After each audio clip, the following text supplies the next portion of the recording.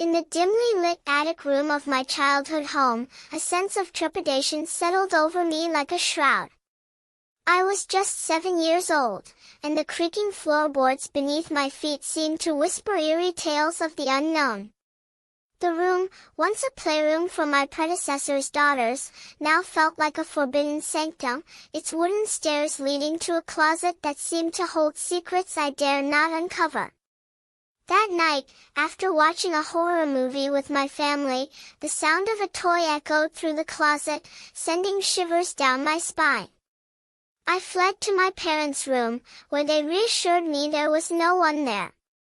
But the next night, the sound returned, this time the clatter of Legos spilling out onto the floor. My dad, growing impatient with my nocturnal fears, locked his door, and I was left to confront the darkness alone. It was then that I heard the unmistakable creak of the closet door sliding open.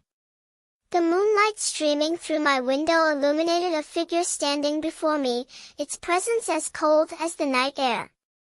I let out a blood-curdling scream, and the figure vanished, leaving me shaken and awed. Years later, on a school trip to Louisiana, I stumbled upon the notorious Myrtles Plantation, rumored to be one of the most haunted places in the country. As our group stood in a dimly lit room, our tour guide spun a tale of a soldier's ghostly piano playing. I heard the unmistakable sound of a piano key, but my friends claimed not to have noticed anything. A fellow student, however, caught my eye, and we exchanged a knowing glance. We had both heard the eerie melody. Around Halloween, my friends and I gathered to share ghost stories. One friend recounted her parents' first date, which ended with a midnight hike up Provo Canyon. As they walked beneath the starry sky, her father's foot hit something soft on the path. Ignoring the ominous feeling, they continued, only to hear footsteps approaching. A serial killer, Ted Bundy, later revealed that he had lured a girl into the same canyon and killed her just moments before hearing the approaching footsteps. He hid in the trees, watching as a man walked by, oblivious to the horror beneath his feet. In the school library, I often found myself working late into the night, surrounded by the musty scent of old books. The stacks, a labyrinth of shelves and study desks, seemed to stretch on forever. One night, as I worked alone in the dimly lit basement, I heard the creaks and groans of the old building. The silence was oppressive, as if the shadows themselves were watching me. It was then that I realized that some secrets were better left unspoken, and that the darkness that lurked in every corner was not always malevolent, but often just a reminder that the unknown was always just a step away. The memories that linger, like the whispers of the past, refusing to be silenced. The stories that haunt us, like the shadows that creep across the walls, reminding us of the unknown. It was a moment, a flash of insight, a glimmer of understanding, that I wish I could erase from my mind.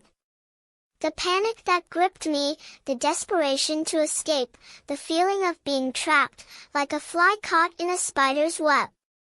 I was alone, lost in thought, when the noise started.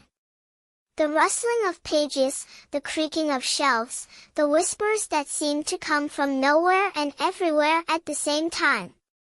I tried to shake it off, to ignore it, but it only grew louder, more insistent. And then, I saw him. The man with the beard, the baseball cap, the eyes that seemed to bore into my soul. He appeared out of nowhere, like a ghost, and I felt my heart skip a beat. I tried to speak, to ask him what he wanted, but the words got stuck in my throat. He just kept staring, his eyes fixed on me, and I felt like I was trapped in a nightmare.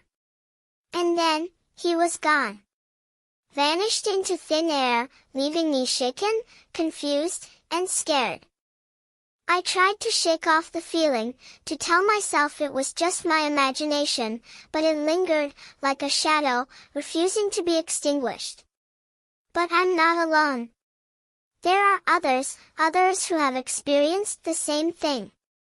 Stories that echo through the years, stories that haunt us, like the ghosts of our past.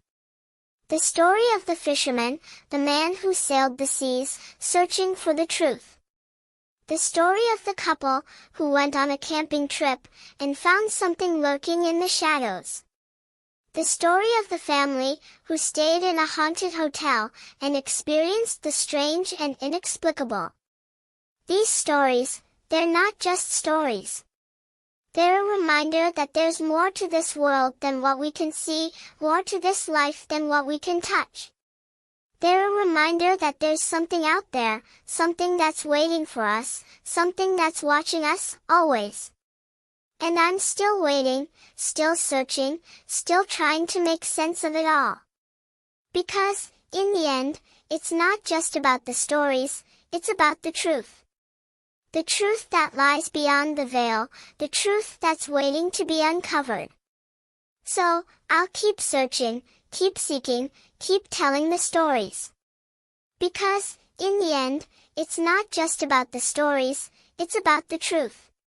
As the thunderstorm raged on outside, I found myself cozied up in bed, the rhythmic patter of raindrops on the roof lulling me into a state of relaxation.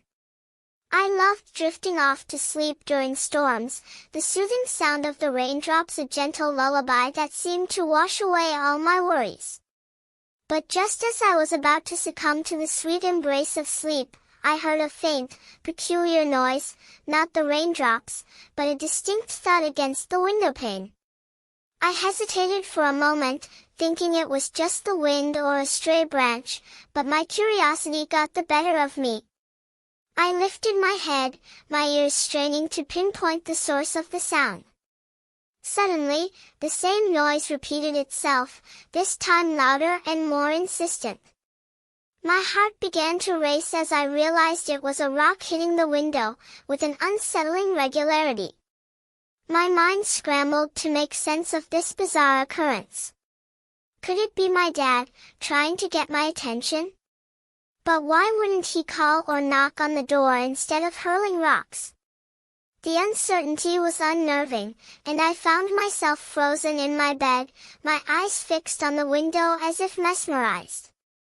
The TV, which had been playing softly in the background, was now silenced, and the only sound was the raindrops and the ominous thuds against the pane. But as the rocks continued to hit the window, their rhythmic pounding growing faster and more insistent, I knew I had to do something. The rain, which had been pounding down relentlessly, was starting to let up, and the sudden silence was almost deafening. It was then that I heard the distant rumble of a truck engine, its loud growl a stark contrast to the peaceful atmosphere that had just prevailed. The sound was so loud it seemed to shake the very foundations of my house, and I knew I had to take action. With a surge of adrenaline, I leapt out of bed and ran down the stairs, my heart pounding in my chest. I was determined to call the police, to get some help and put an end to this unsettling ordeal. But as I approached the front door, I hesitated, my hand reaching for the phone. That was when I saw it. A face, peering through the glass window at the top of the door, a smile spreading across its features. For a fleeting moment, our eyes locked, and I felt a shiver run down my spine. My instincts screamed at me to get out of there, and I sprinted to the kitchen, grabbing a knife for protection. I called the police, my voice shaking as I tried to explain the situation to the dispatcher. They assured me that an officer was nearby and would be there shortly. Meanwhile, the person outside continued to try and force their way in, attempting to ram the door open. I stood frozen, my knife at the ready, as the door creaked and groaned under the pressure. But then, as suddenly as it had begun, everything stopped. The rocks ceased hitting the window, the door ceased its battering, and the sounds of the truck engine faded into the distance. I was left standing there, my heart still racing, my senses reeling from the intensity of the experience. It was then that I heard the distant wail of a police siren, growing louder with each passing moment. The doorbell rang, and I took a deep breath before opening the door to a startled officer. I recounted the entire ordeal to him, describing the face I had seen, but unfortunately, I couldn't provide any information about the vehicle. If only I had taken a quick glance out the window, I might have been able to give the police a crucial lead. But in the heat of the moment, I had frozen, too scared to look. The officer listened intently, his expression grim, and I knew that without more information, the perpetrators would likely remain at large. As I stood there, replaying the events in my mind, I couldn't help but feel a sense of regret. What if I had looked out the window? What if I had seen the license plate number or some other vital clue? The uncertainty was gnawing at me, and I knew that I would never be able to shake off the feeling that I had missed an opportunity to catch the culprits.